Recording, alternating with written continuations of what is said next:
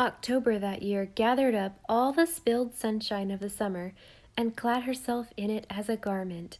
The Story Girl had asked us to try to make the last month together beautiful. And nature seconded our efforts, giving us that most beautiful of beautiful things, a gracious and perfect moon of falling leaves.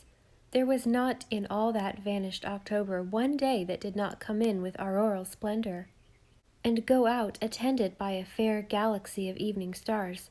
Not a day when there were not golden lights in the wide pastures and purple hazes in the ripened distances.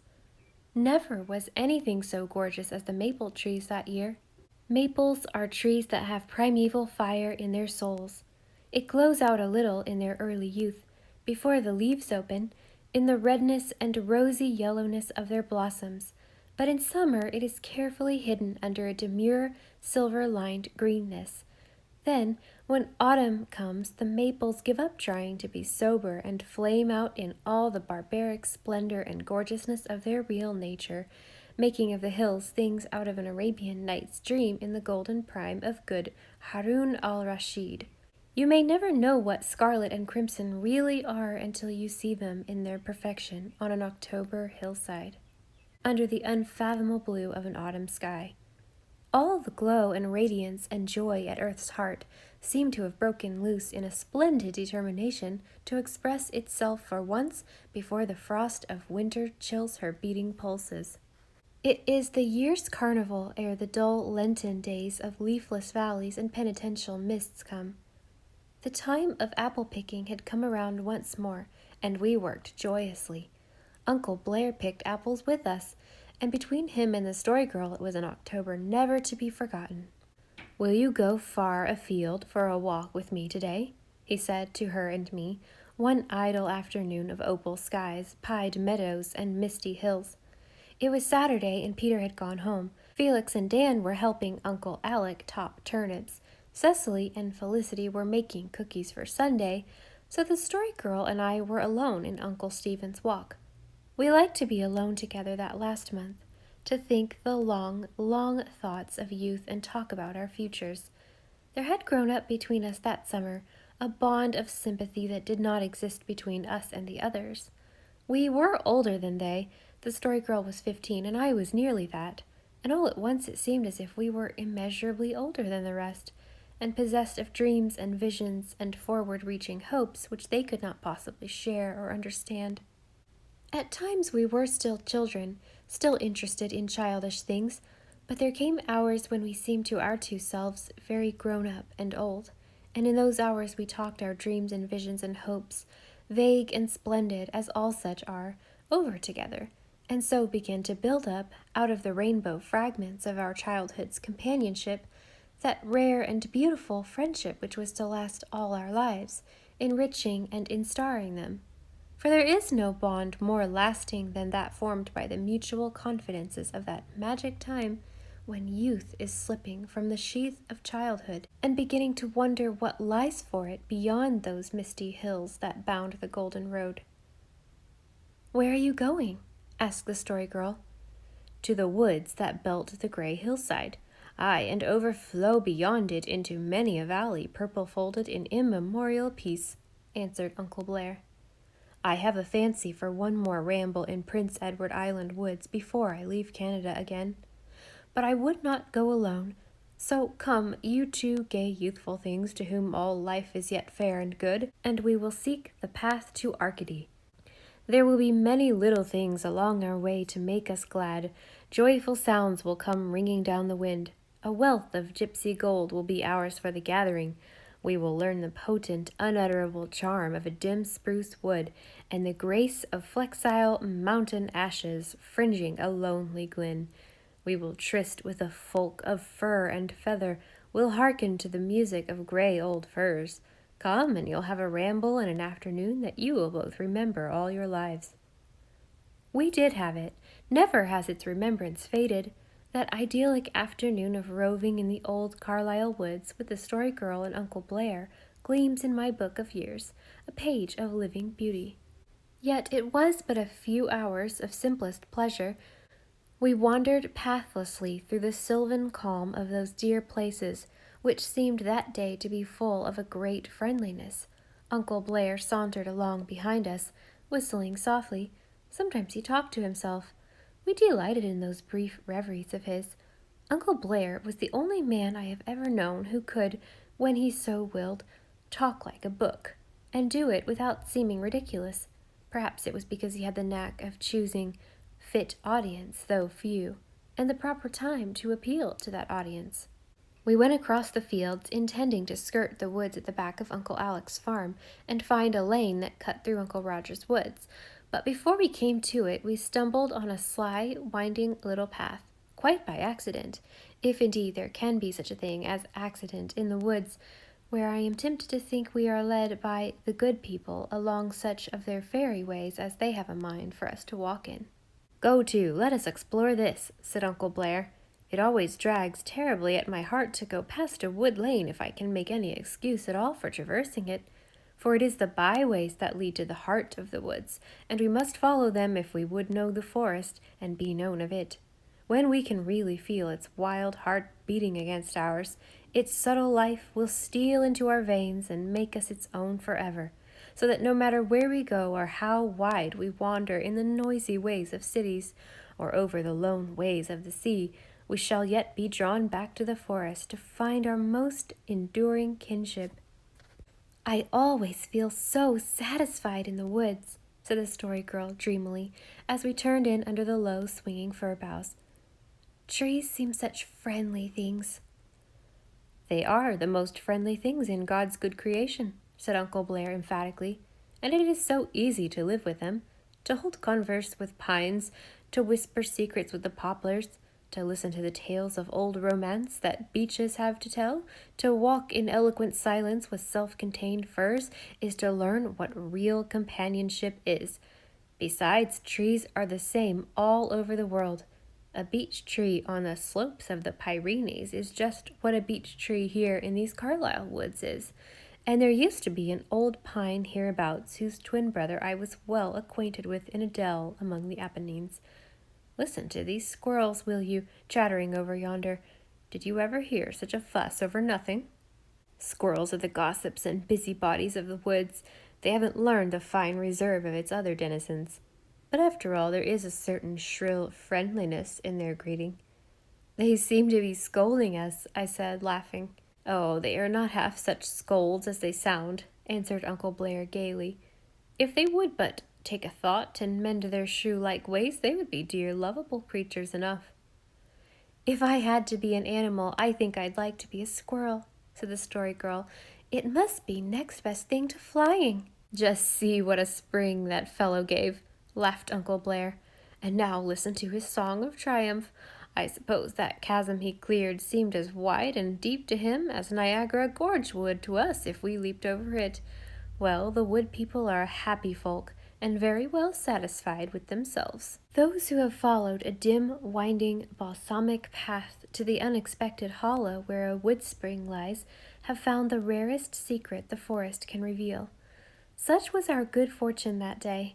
At the end of our path we found it, under the pines, a crystal clear thing with lips unkissed by so much as a stray sunbeam. "It is easy to dream that this is one of the haunted springs of old romance," said Uncle Blair. "'Tis an enchanted spot, this, I am very sure, and we should go softly, speaking low, lest we disturb the rest of a white, wet naiad, or break some spell that has cost long years of mystic weaving." "It's so easy to believe things in the woods," said the Story Girl, shaping a cup from a bit of golden-brown birch bark and filling it at the spring. "Drink a toast in that water, Sarah," said Uncle Blair. "There's not a doubt that it has some potent quality of magic in it, and the wish you wish over it will come true." The Story Girl lifted her golden-hued flagon to her red lips. Her hazel eyes laughed at us over the brim. "Here's to our futures," she cried. "I wish that every day of our lives may be better than the one that went before." "An extravagant wish, a very wish of youth," commented Uncle Blair, "and yet, in spite of its extravagance, a wish that will come true if you are true to yourselves. In that case, every day will be better than all that went before. But there will be many days, dear lad and lass, when you will not believe it." We did not understand him, but we knew Uncle Blair never explained his meaning. When asked it, he was wont to answer with a smile, "Some day you'll grow to it, wait for that." So we addressed ourselves to follow the brook that stole away from the spring in its windings and doublings and tricky surprises. "A brook," quoth Uncle Blair, "is the most changing, bewitching, lovable thing in the world. It is never in the same mind or mood 2 minutes. Here it is, sighing and murmuring as if its heart were broken.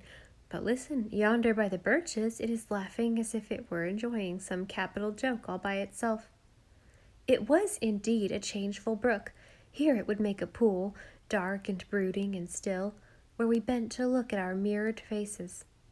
Then it grew communicative and gossiped shallowly over a broken pebble bed where there was a diamond dance of sunbeams and no troutling or minnow could glide through without being seen.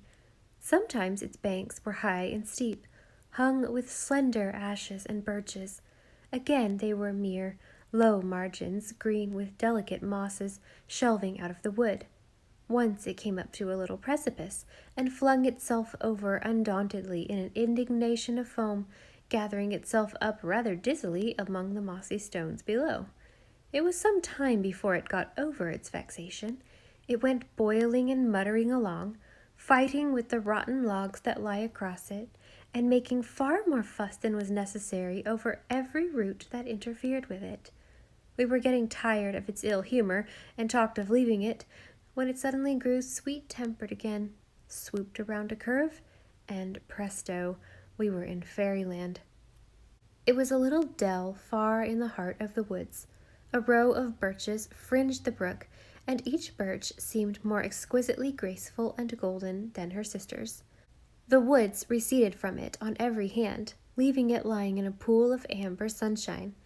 The yellow trees were mirrored in the placid stream, with now and then a leaf falling on the water, mayhap to drift away and be used, as Uncle Blair suggested, by some adventurous wood sprite who had it in mind to fare forth to some far-off, legendary region where all the brooks ran into the sea. "Oh, what a lovely place!" I exclaimed, looking around me with delight. "A spell of eternity is woven over it, surely," murmured Uncle Blair. "Winter may not touch it, or spring ever revisit it. It should be like this forever." "Let us never come here again," said the Story Girl softly. "Never, no matter how often we may be in Carlisle. Then we will never see it changed or different. We can always remember it just as we see it now, and it will be like this forever for us." "I'm going to sketch it," said Uncle Blair. While he sketched it, the Story Girl and I sat on the banks of the brook, and she told me the story of the sighing reed. It was a very simple little story, that of the slender brown reed which grew by the forest pool, and always was sad and sighing because it could not utter music like the brook and the birds and the winds. All the bright, beautiful things around it mocked it and laughed at it for its folly. Who would ever look for music in it, a plain, brown, unbeautiful thing? But one day a youth came through the wood. He was as beautiful as the spring. He cut the brown reed and fashioned it according to his liking, and then he put it to his lips and breathed on it. And oh, the music that floated through the forest! It was so entrancing that everything, brooks and birds and winds, grew silent to listen to it. Never had anything so lovely been heard. It was the music that had for so long been shut up in the soul of the sighing reed, and was set free at last through its pain and suffering. I had heard the Story Girl tell many a more dramatic tale, but that one stands out for me in memory above them all, partly, perhaps, because of the spot in which she told it, partly because it was the last one I was to hear her tell for many years, the last one she was ever to tell me on the Golden Road. When Uncle Blair had finished his sketch, the shafts of sunshine were turning crimson and growing more and more remote. The early autumn twilight was falling over the woods. We left our dell, saying goodbye to it forever, as the Story Girl had suggested, and we went slowly homeward through the fir woods, where a haunting, indescribable odor stole out to meet us. There is magic in the scent of dying fir. Uncle Blair was saying aloud to himself, as if forgetting he was not quite alone. It gets into our blood like some rare, subtly compounded wine, and thrills us with unutterable sweetness, as of recollections from some other fairer life, lived in some happier star. Compared to it, all the other scents seem heavy and earth-born, luring to the valleys instead of the heights. But the tang of the fir summons onward and upward to some far-off, divine event, some spiritual peak of attainment, whence we shall see with unfaltering, unclouded vision the spires of some aerial city beautiful, or the fulfillment of some fair, fadeless land of promise. He was silent for a moment, then added in a lower tone, Felicity, you loved the scent of dying fir. If you were here tonight with me, Felicity, Felicity. Something in his voice made me suddenly sad. I was comforted when I felt the Story Girl slip her hand into mine. So we walked out of the woods into the autumn dusk. We were in a little valley. Halfway up the opposite slope, a brush fire was burning clearly and steadily in a maple grove. There was something indescribably alluring in that fire, glowing so redly against the dark background of forest and twilit hill. "Let us go to it," cried Uncle Blair gaily, casting aside his sorrowful mood and catching our hands. "A wood fire at night has a fascination not to be resisted by those of mortal race. Hasten, we must not lose time." "Oh, it will burn a long time yet," I gasped, for Uncle Blair was whisking us up the hill at a merciless rate. "You can't be sure. It may have been lighted by some good honest farmer man bent on tidying up his sugar orchard, but it may also, for anything we know, have been kindled by no earthly woodman as a beacon or summons to the tribes of fairyland, and may vanish away if we tarry." It did not vanish, and presently we found ourselves in the grove. It was very beautiful. The fire burned with a clear, steady glow and a soft crackle. The long arcades beneath the trees were illumined with a rosy radiance, beyond which lurked companies of gray and purple shadows. Everything was very still and dreamy and remote. "It is impossible that out there, just over the hill, lies a village of men where tame household lamps are shining," said Uncle Blair.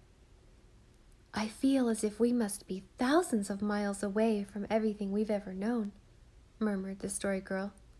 "So you are," said Uncle Blair emphatically. "You're back in the youth of the race, back in the beguilement of the young world.